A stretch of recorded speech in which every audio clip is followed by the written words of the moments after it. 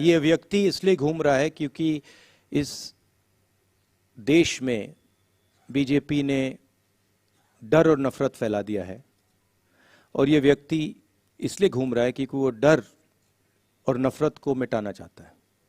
और ये व्यक्ति, ये पहला व्यक्ति नहीं है जो ऐसे घूम रहा है, ऐसे बहुत सारे व्यक्ति घूमे हैं, और ये हिंदुस्तान का इतिहास है।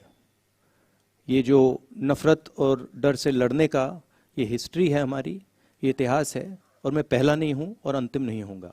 और ये मेरी यात्रा नहीं है, ये हिंदुस्तान के लोगों की यात्रा है, ये कांग्रेस पार्टी की विचारधारा की यात्रा है, और ये हिंदुस्तान को जोड़ने की यात्रा है।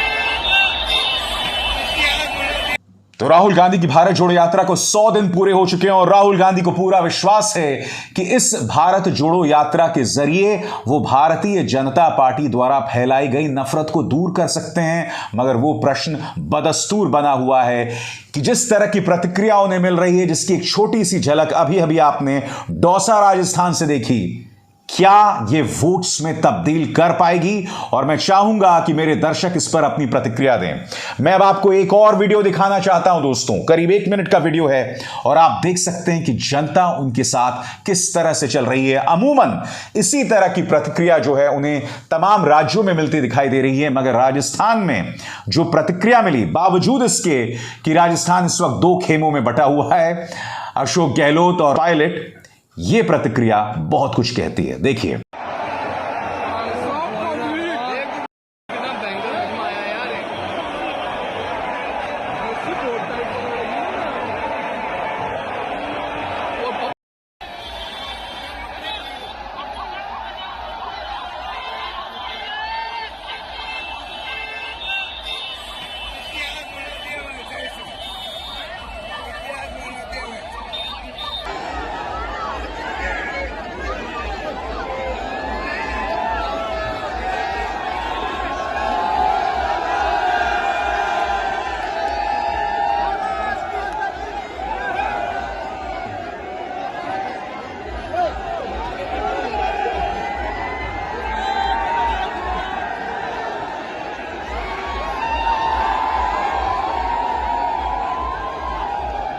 देखिए राहुल गांधी की सोच एकदम साफ है।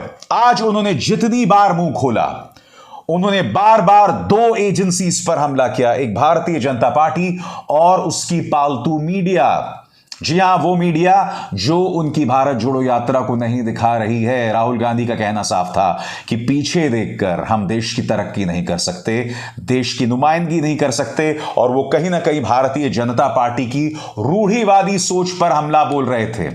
आप में से जो लोग कार चलाते हैं वो राहुल गांधी की इस बात को समझेंगे जब वो कह रहे थे कि कार कभी भी रियर व्यू मिरर को देखकर नहीं चलाई जा सकती। सुनिए राहुल क्या कह रहे हैं। देश को जो विजन होना चाहिए,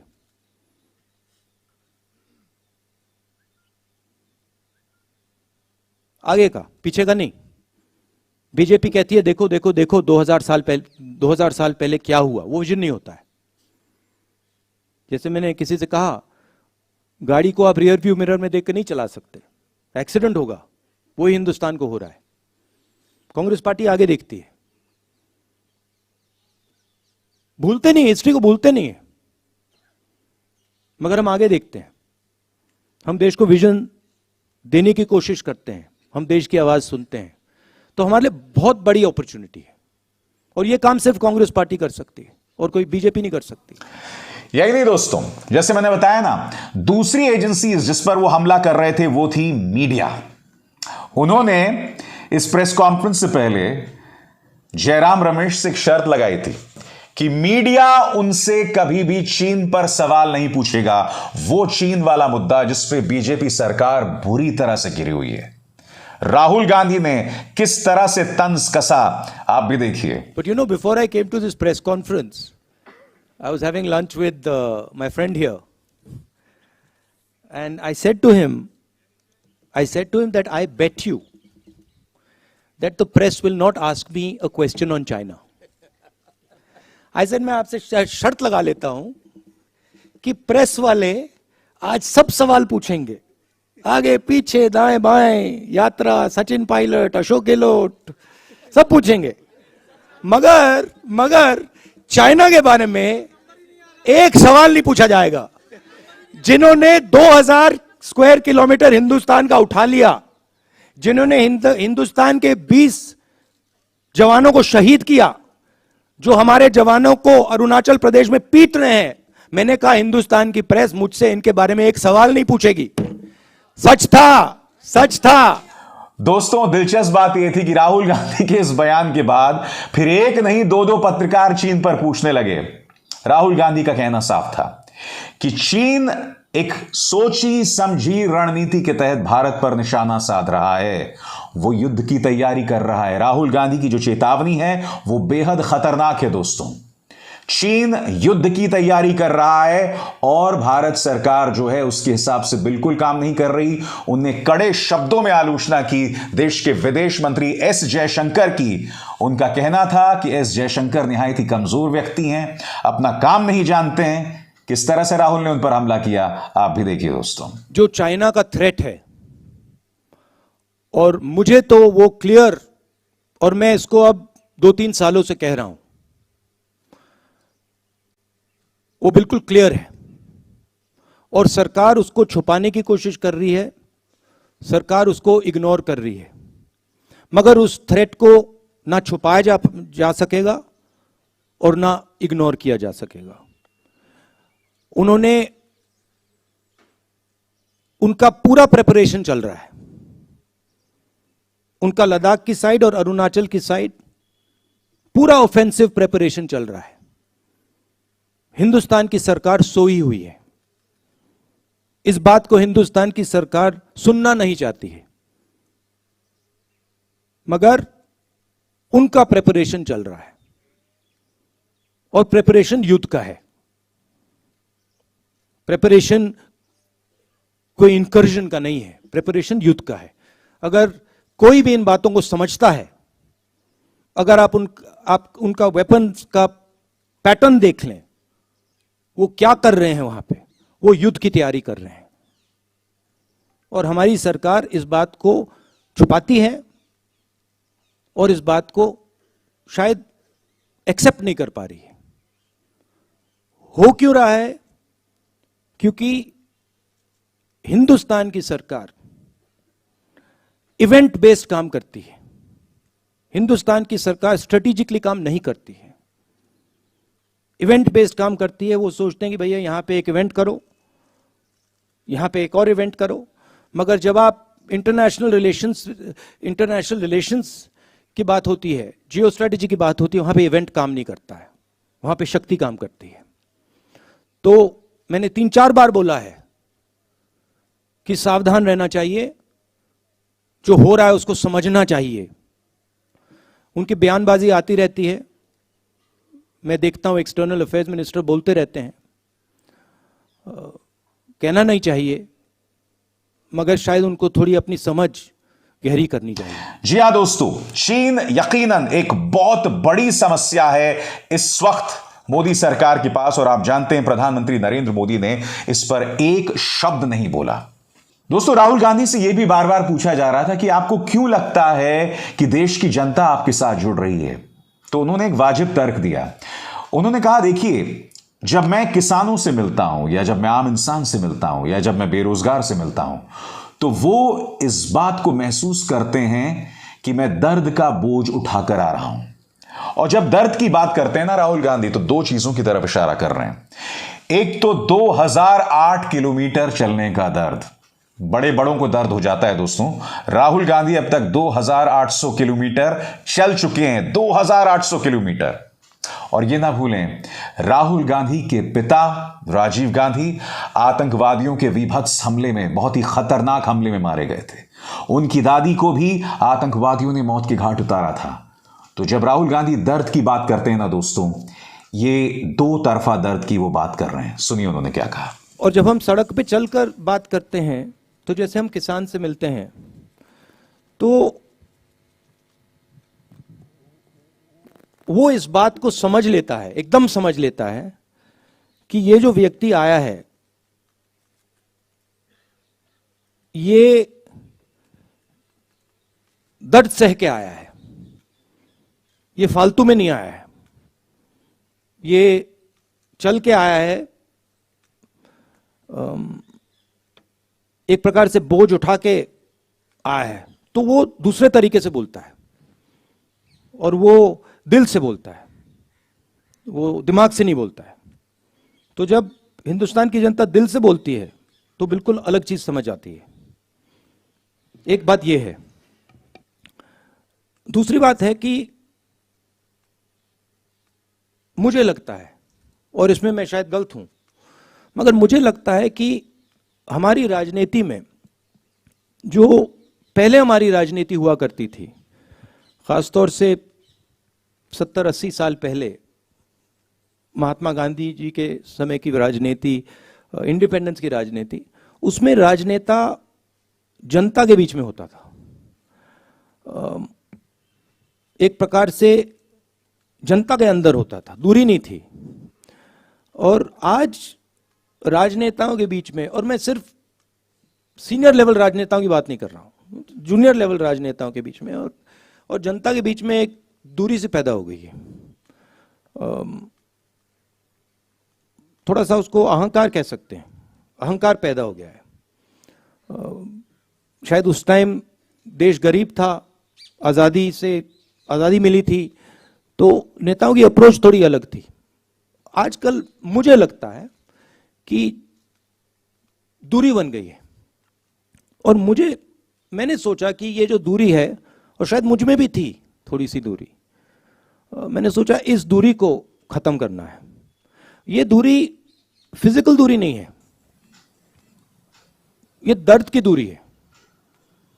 तो मगर वो सवाल बदस्तूर वहीं बना हुआ है।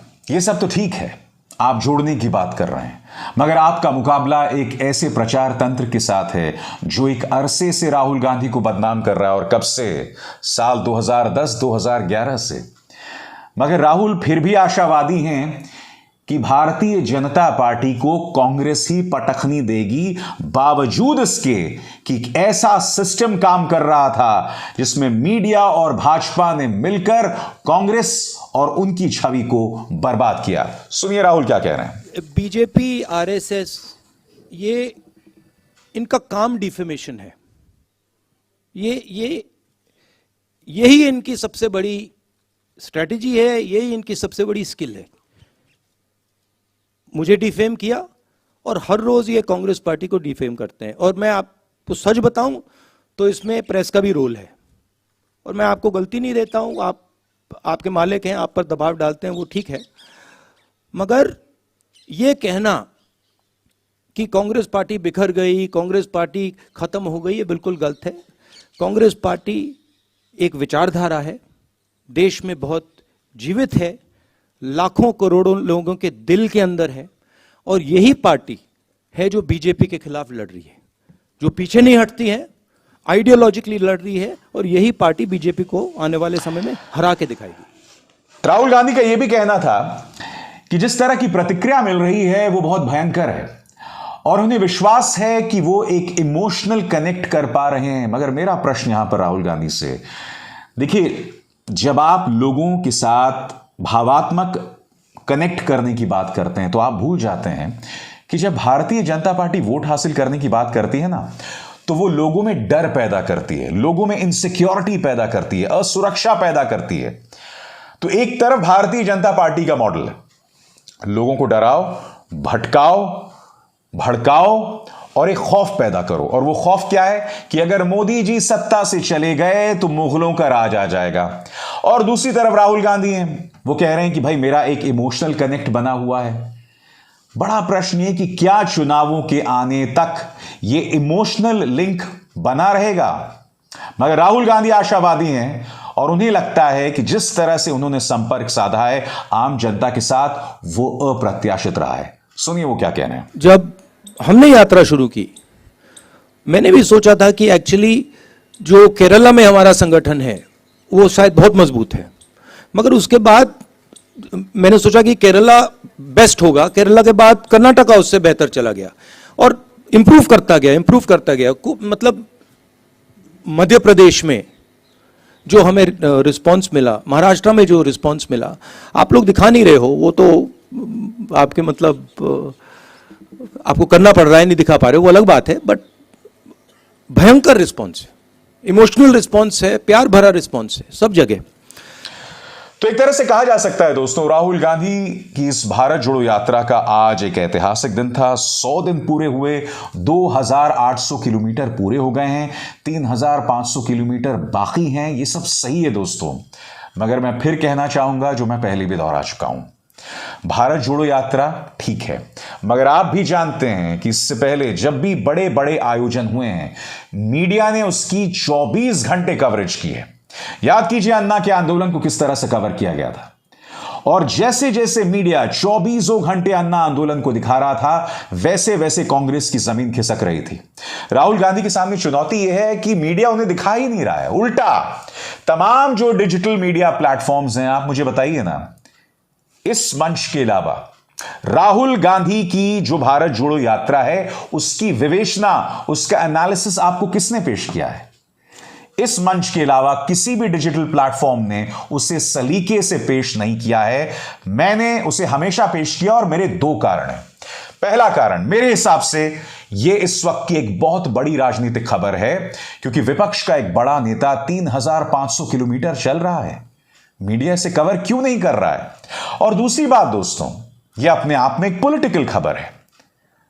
देश की जो मुख्य विपक्षी दल है, उसका जो सबसे बड़ा चेहरा है, वो अपना वर्चस्व, अपना वजूद कायम करने की कोशिश कर रहा है। और यह ना भूलें कि ऐसा नहीं है कि बीजेपी सरकार ने उसे सिरे से खारिज कर दिया, नहीं, भारतीय जनता पार्टी सरकार कोई कसर नहीं छोड़ रही राहुल गांधी की भारत जोड़ो यात्रा पर निशाना साधने की, और हर तरह से हमले किए जा रहे हैं। तो ऐसे में इसे तो कवर किया ही जाएगा ना। जो लोग अनाप शनाप बातें करते हैं वो तो करते ही रहते हैं, वो एक अलग मुद्दा है, मगर ये एक बड़ी राजनीतिक खबर है, इसलिए मैं उसे अपने मंच पर लगातार दिखाता रहूंगा। अभिसार शर्मा को दीजिए इजाजत, नमस्कार। स्वतंत्र और आजाद पत्रकारिता का समर्थन कीजिए, सच में मेरा साथी बनिए। बहुत आसान है दोस्तों, इस ज्वाइन बटन को दबाइए और आपके सामने आएंगे ये 3 विकल्प, इनमें से एक चुनिए और सच के इस सफर में मेरा साथी बनिए।